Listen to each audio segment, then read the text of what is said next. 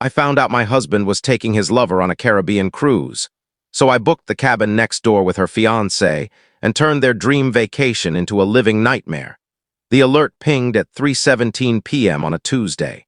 A forwarded confirmation from Paradise Cruise Lines appeared on my phone, not meant for me, yet somehow synced to our family cloud.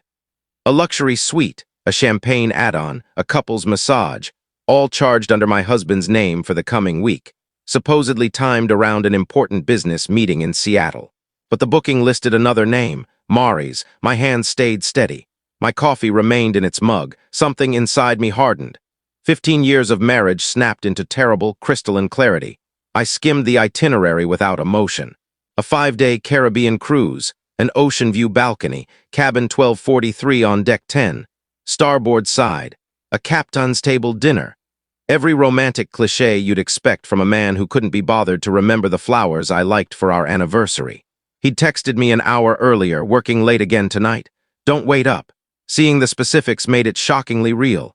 This was more than a fling, it was careful planning, a secret life built while I kept ours afloat. For the first time in years, I felt foolish. I stood and walked to our shared closet. His suits hung beside mine, his shoes lined up near mine. The intimacy of those objects suddenly repulsed me. My phone buzzed again before I could start tearing at his shirts. A new family cloud notification, a photo, a young blonde in lingerie, price tag still attached, smiling into a mirror. Caption: "Can't wait for you to take this off on our trip." Counting down the days, I knew her face. Mari's the new customer service director at my husband's company. The woman he'd insisted we invite to Christmas last year, the one who'd looked at me with that small, pitying smile while accepting a glass of wine in my living room. What kept me from ripping his things apart wasn't restraint so much as a memory. A snippet from a charity banquet 3 months earlier. Mari's had been proudly talking about her engagement to some tech entrepreneur, flashing a flashy diamond ring and bragging about a June wedding. I sat on the bed, phone still warm in my hand, and did something I'd never done before. I searched her name on social media. Her profile was public hashtags about being blessed and becoming a wife. Tagged in many photos was a man named Cashin, handsome, Silicon Valley, polished and confident. One recent post caught my eye. A solo trip before wedding chaos, a chance to clear his head and return ready to begin forever with Mari's. The dates matched exactly. A strange calm came over me, the kind that follows when the universe lines up in a way that feels inevitable. I pulled up Paradise Cruise Line's deck plans and availability. My credit card was out before I fully realized it. 20 minutes later, I had a confirmation of my own. Single cabin 1245, directly next door to their suite. The symmetry felt too good to ignore. I took a breath and did what any sane person in my place would do. I found Cashin's business email on his company site and wrote, "Mr. Cashin, I think we need to talk about an upcoming cruise booked by our partners. Would you have time for coffee tomorrow? I have attached the booking confirmation. I didn't cry. I didn't scream." I watched the little typing dots on my screen. 3 minutes later, his reply arrived. Where and when? The next morning, I sat in a corner booth of an upscale cafe, eyes on the door. He walked in taller than his pictures, moving with the self-assurance of someone used to leading rooms. Our eyes met, and he came straight to me. No introductions were necessary. "Show me everything," he urged, and I did. By the time our coffees had gone cold, we'd forged an alliance out of betrayal. Not merely a plan, a pact. "They think they're clever," I said, forcing a small smile. "They have no idea what's coming." Cashin's jaw tightened. "What do you propose?" he asked. "I had already booked the cabin next door," I said. "One person watching them won't be enough. 2 people who are everywhere they go, that will matter." He mirrored my lean, voice low. "You mean follow them around? Make their trip a living nightmare?" "Yes." I suggested we spend the cruise together, pretend to be old college friends, always coincidentally nearby. Make this holiday one they'd never forget for all the wrong reasons. He let out a sour smile, the sort of expression that imagines satisfying revenge. "I'm in," he said, "but we have to be smarter than they are. We shouldn't merely expose them, we should dismantle the fantasy they've built." I felt a rush of something electric beneath my wrath. By the time we finished our coffees, we'd planned everything. In the week before the trip, I put on an Oscar-worthy performance. I kissed my husband goodbye as he packed for his conference, helped him choose a tie for his presentation, drove him to the airport, and waved with a bright face. I told him I'd miss him. He kept his eyes away. His plane left for Miami, not Seattle. I drove to the port where Cashin was already waiting. We'd prepared a backstory to make us look like long-lost university friends reunited by chance. We'd memorized the ship's layout, rehearsed our reactions for chance run-ins, and coordinated which shore excursions we'd mysteriously pick. "How are you?"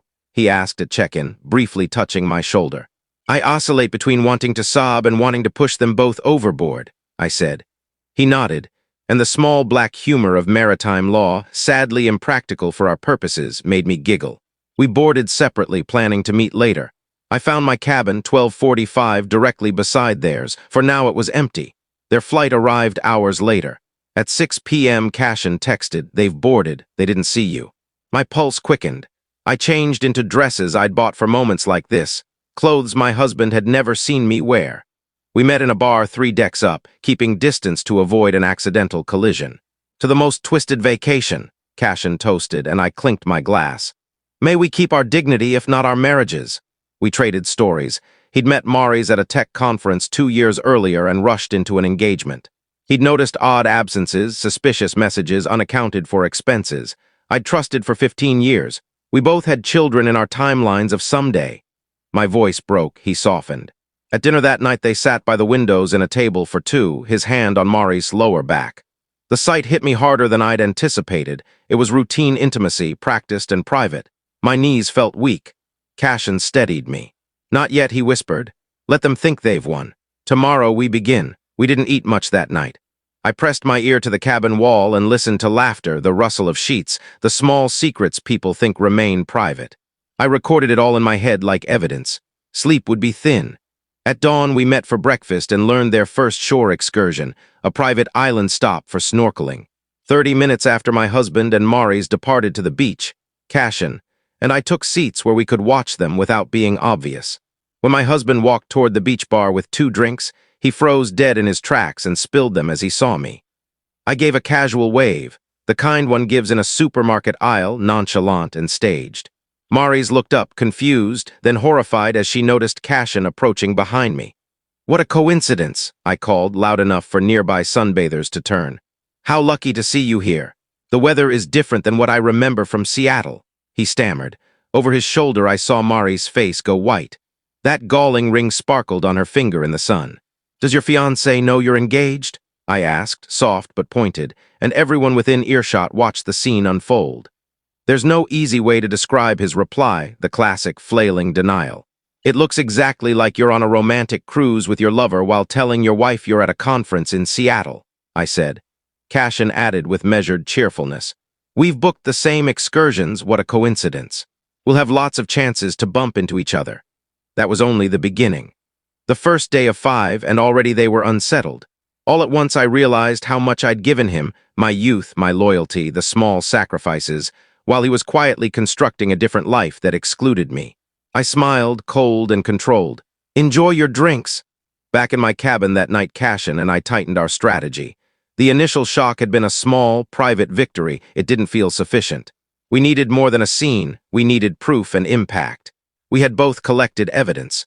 Before leaving home, I'd photographed his work documents and downloaded our phone plan backups. I'd called the bank, traced large expenses, and pieced together a financial timeline showing hotel stays and gifts. Cashin had screenshots, location logs, and records of funds Maurice had diverted from investors to finance extravagant purchases. The ship's chief of security, once apprised of our situation, had been unexpectedly helpful, providing time-stamped surveillance and photographs in exchange for a consulting fee. I laid out the package that night. Photos from prior cruises, timestamps, reservation records, 8 cruises in 18 months, always with her, always disguised as business travel. That wasn't a fling. That was a parallel relationship. We decided the formal dinner would be the right time to make them understand we knew everything. Not just this trip, but the whole pattern. Instead of a public blow-up, we'd be charming and disarming, invite them to our table, and then unfold the evidence with calm precision.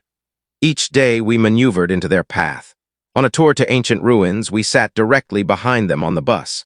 On the beach, we lounged within their sightline. When they tried to alter reservations, I used friends among the crew to block changes. I intercepted attempts to hide their tracks. It was methodical. The betrayal was too deep for spontaneous vengeance. We became surgical. We would not only expose them, we would dismantle the comfortable lie they had built. In quieter moments, Cashin and I compared notes. His documentation revealed more of Mari's lies, mine filled in the pattern of my husband's duplicity. By day 3, we'd gathered enough to paint a detailed, undeniable picture. When the night came for the big reveal, we didn't shout or throw plates.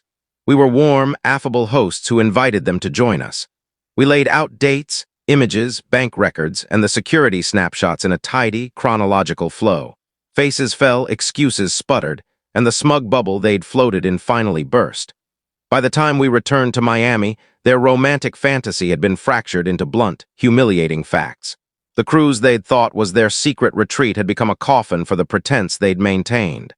I'd given him everything, years, loyalty, plans. He had given me secrecy. Cashin and I left the ship different people, steadier, angrier, and no longer willing to be quietly wronged. The journey that was supposed to be a honeymoon for his hidden life turned into our exacting, relentless postcard of truth. They had the rest of their lives to reckon with the fallout. We had 5 days of the sweetest, coldest retribution. Have you been to these ruins before? The design is incredible, isn't it? Every casual word from us seemed to make them even more uneasy than an outright confrontation might have. By the time we returned to the ship, both of them were visibly shaken, whispering furiously, glancing around corners, flinching whenever they thought they saw us nearby. That evening was formal night. I slipped into a black dress I'd bought specifically for this trip. Simple, elegant, but with just enough daring to draw attention. Cashin wore a tailored suit that fit his frame perfectly. Together, we walked into the dining hall, 15 minutes after my husband and Mari's had already sat down. "Mind if we join you?" I asked sweetly, already pulling out a chair at their table for 2. The maître mentioned there was space. He couldn't refuse without creating a scene. Caught by social expectations, they reluctantly adjusted in their seats as we settled across from them. "Lovely evening, isn't it?" Cashin said smoothly, placing his napkin across his lap. "Mari's, that dress looks familiar. Didn't you wear it to the Henderson Charity Gala last month?" Her eyes widened just slightly. The Henderson Gala had been a work event, one where she'd introduced my husband merely as a colleague. I think so," she murmured. I gestured to a waiter. "Champagne for the table, please. We're celebrating." My husband frowned. "Celebrating what exactly?" "Our anniversary," I replied with a small, controlled smile, pulling an envelope from my purse. "Specifically, the 18th month anniversary of your first cruise together." I spread a set of photos across the table one by one, like cards in a game. Caribbean, March last year. Mediterranean, May. Alaska, July. Each trip corresponded perfectly with one of his so-called business excursions. The color drained from his face. "How did you—" "I've always admired your consistency," I interrupted, keeping my tone calm even though my pulse was racing. "Same cruise line, often the same cabin type. You made the tracking surprisingly simple." Mari's hand shook as she reached for her water glass. That was Cashin's cue. "Speaking of consistency," he said lightly, sliding a folder toward her, "I've been going over our company's financials. There's a rather interesting pattern of withdrawals that happens to line up with these same travel dates." Her glass froze midair. "You can't prove anything." "Our investors disagree," Cashin replied evenly. "They were quite intrigued by the paperwork. We had a very enlightening conversation yesterday." This was the moment I'd been waiting for, not rage, but realization.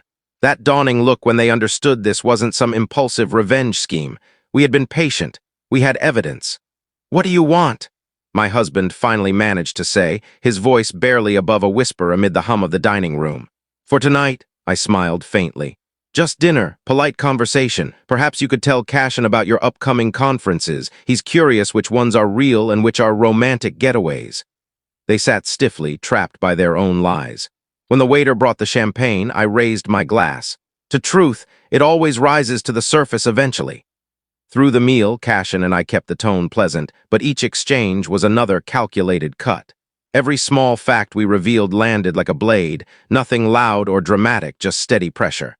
By dessert, they both looked pale and ill. When we finally stood, I set a key card on the table. "For your convenience," I said coolly. "That's the cabin next to yours. We've been taking turns listening through the wall. The soundproofing's terrible." My husband's face twisted as the full implication hit him, every whisper, every sigh overheard. "That," Cashin murmured as we walked away, "was flawless. But this is just the opening act, isn't it? I nodded, a cold satisfaction replacing any trace of joy. Tomorrow begins phase 2. Tonight was just the warning shot. Back in my cabin, I finally allowed myself a moment of real emotion, not over losing him, but over losing the version of my life I'd once imagined.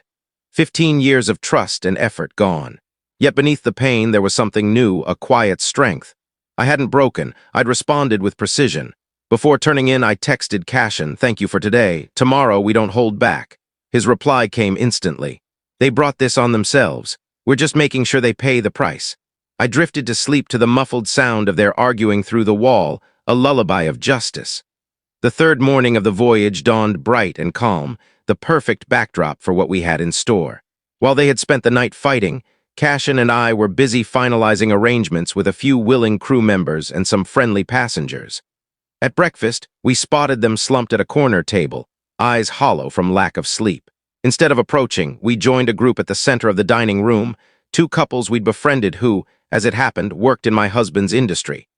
"Everyone, this is Mael and Sabine from Westbrook Partners," I said as we later passed by their table, smiling.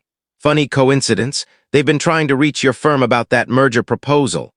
My husband's hand trembled, his coffee rattling against the saucer. Westbrook Partners was the major client he'd been courting for months. "We're having drinks with them tonight," Cashin added casually. "You should come. They'd love to hear about your company's conference schedule." Neither of them replied, but the panic in their eyes was answer enough.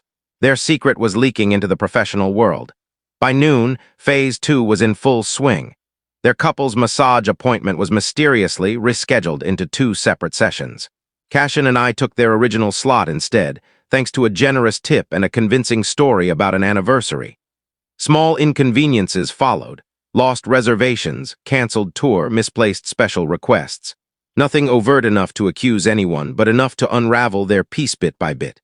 That evening brought the real show, a talent contest followed by a dance competition. Cashin and I had quietly signed them up for both. "Our next contestants," the cruise director announced brightly, "please welcome Gideon and Maurice celebrating a very special anniversary." A spotlight hit their table. They froze, eyes wide. The audience applauded warmly. 18 months together," the director continued, reading from the cue card I'd written, "and we also hear congratulations are in order for Maurice's engagement." "Wait, can that be right?" Confused murmurs spread through the crowd. My husband and Maurice sat motionless, faces burning. "Maybe they're shy," Cashin suggested from our table. "Maybe they'd like some help sharing their memories." The screen behind the stage flickered on photos and screenshots appeared, carefully chosen ones from past cruises, a few text excerpts hinting at their affair. Enough to make the story clear without exposing too much. You can't," my husband stammered, rising from his seat. "One last picture," I said lightly, signaling the AV tech I'd befriended. The next slide appeared, Mari's smiling engagement post, her hand flashing a ring beside Cashin. The date told its own story, 6 months into the affair. A hush fell, followed by whispers, stares, and quiet gasps. They had always chosen anonymous cruises to avoid recognition, but anonymity had turned on them. Cashin rose and extended his hand toward me. "Shall we?" We took the dance floor for the competition, performing the tango we'd rehearsed for weeks. Every movement, every dip and turn, was deliberate, intense, and met with roaring applause. When it ended, I caught sight of them fleeing the lounge, heads bowed, the room's judgment trailing behind them. From a quiet spot on deck, we watched their silhouettes arguing under the ship's lights. Anger, denial, blame. "They're collapsing," Cashin said softly. "Good," I replied, "but we're still not done." That night we executed the final onboard move. While they hid away licking their wounds, I arranged for the ship's photo service to deliver a special keepsake to their cabin, a photo album titled in elegant script, "When Truth Emerges, A Journey of Discovery." Inside were professional cruise photos, most of them candid, showing their discomfort, their tension, the cracks forming. Cashin and I appeared in the background of nearly every image. We'd paid the photographers handsomely to capture those moments. We lingered in the hallway as the steward slipped the album through their door. My husband's face when he opened it, pure despair. But the next morning was the real finale. As the ship neared its last port, a voice came over the PA system. "Attention passengers. Gideon and Maurice, please report to the purser's office regarding an urgent issue with your disembarkation paperwork." When they arrived, pale, exhausted, They were met not just by the purser, but by a cruise line corporate representative Cashin had conveniently befriended earlier. "Mr. Gideon, Miss Maurice," the representative began, "it appears your booking was filed under a business account. However, this trip seems distinctly personal. Additionally, company funds may have been used for non-business purposes." My husband's voice cracked. "That's absurd, and," the rep continued, "we've been contacted by your firm's compliance department regarding those charges." From a safe distance, Cashin and I watched their world collapse in real time. The documents I'd forwarded to his company's ethics hotline had already sparked an internal investigation. Meanwhile, Mari's startup had frozen her access to company funds pending an audit. Cashin had seen to that. As they stood there, realizing their parallel deceptions were disintegrating, I felt something deep and quiet, equilibrium. "This isn't just about cheating," I told Cashin softly. "It's about arrogance. The way they calculated everything, assuming no one would ever catch on." He nodded slowly. "They thought they were untouchable, now they get to learn otherwise." "Any regrets?" I asked. He paused, considering. "Only trusting the wrong person. But this," he gestured toward them, "this I don't regret." When my husband and Maurice finally walked out of the purser's office, their faces gray with defeat, I stepped into their path. "Enjoying the cruise?" I asked calmly. He looked at me, not angry anymore, not defensive, just terrified. The kind of fear that comes from realizing the person you underestimated has already thought 10 moves ahead. He didn't dare ask what else I knew. If you enjoyed this story, don't forget to leave a comment. Hit subscribe, follow for more, and turn on the bell icon so you never miss the next one.